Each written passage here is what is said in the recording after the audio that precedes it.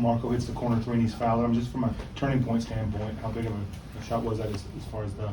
Yeah, I don't know the exact sequence, but yeah, they were obviously better than us to start the game, and then we were a lot better the last 6 minutes, was it, and go on a 20 to 2 run, which was that was a difference in game. It's an even game other than that.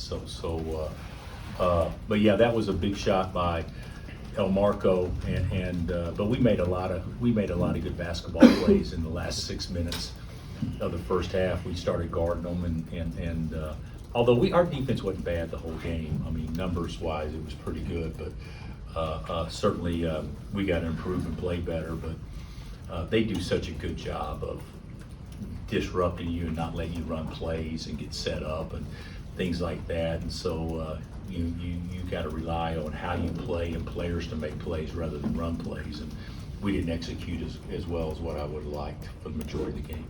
KJ did a lot of taking the ball off the floor against their defense and the pressure.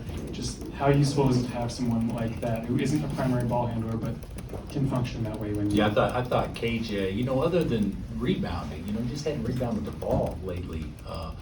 But I thought he's been our best player the last 3 games or whatnot. And certainly I could say the same thing today.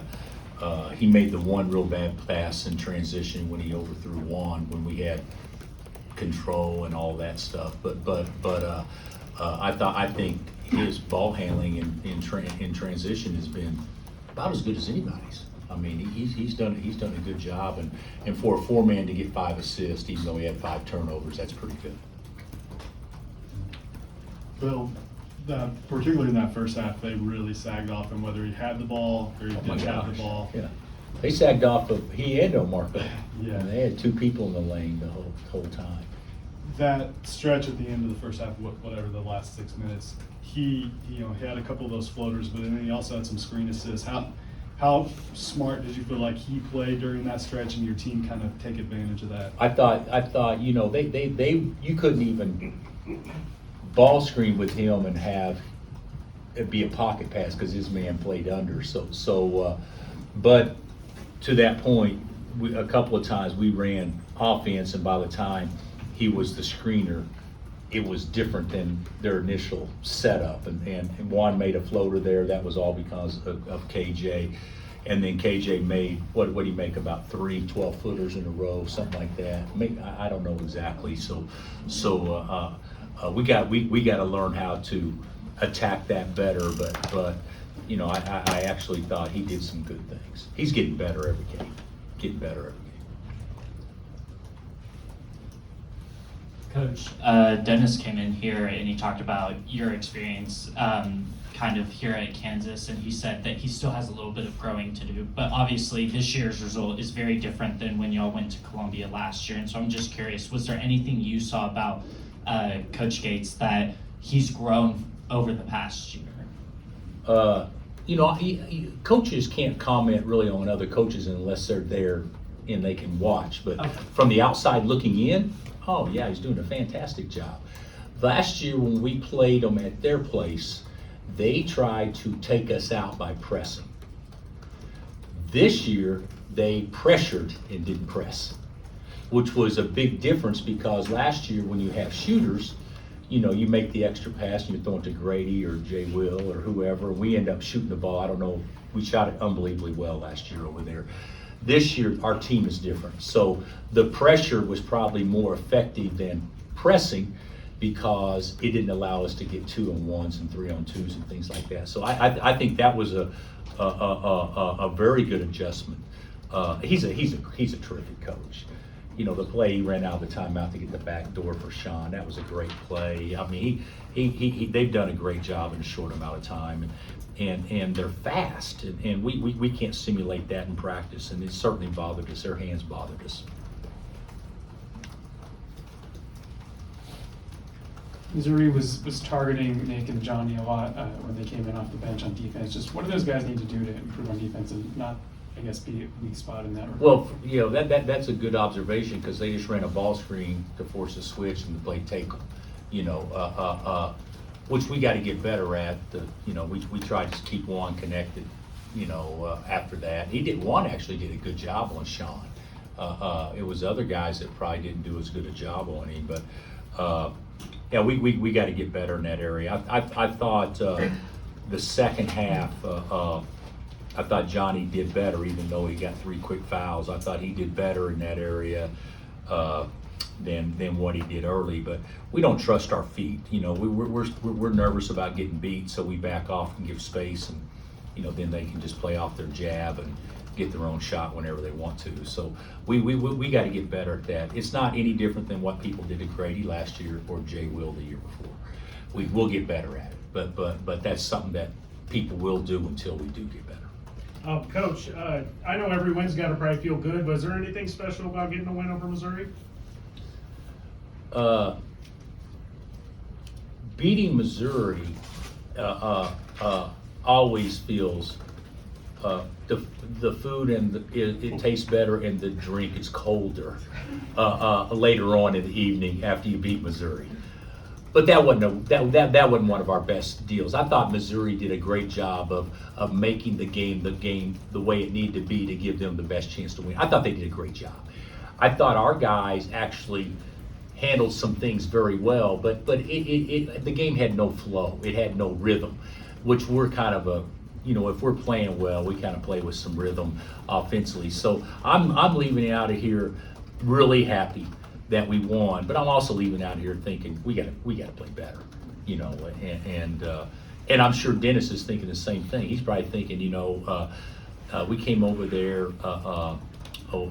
we were the better team early, and then we kind of had a rough stretch, and then we hung in there and didn't let the crowd run us out or anything like that. I mean, crowd was great, but they weren't a factor in the game because I don't think our play was good enough to allow them to be a factor in the game like they were against Connecticut.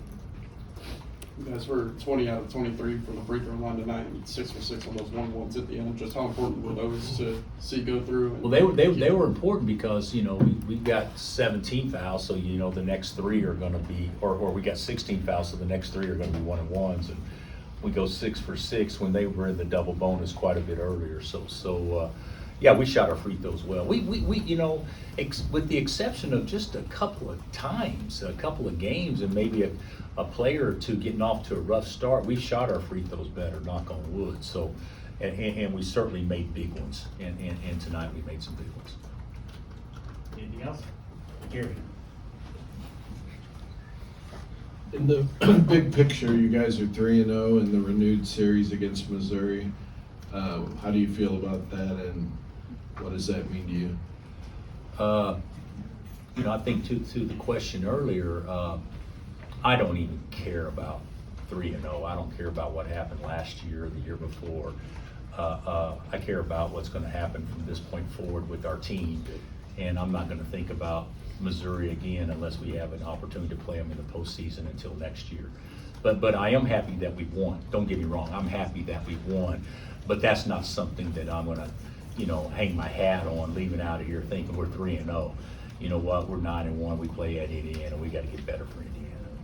That's how I see it.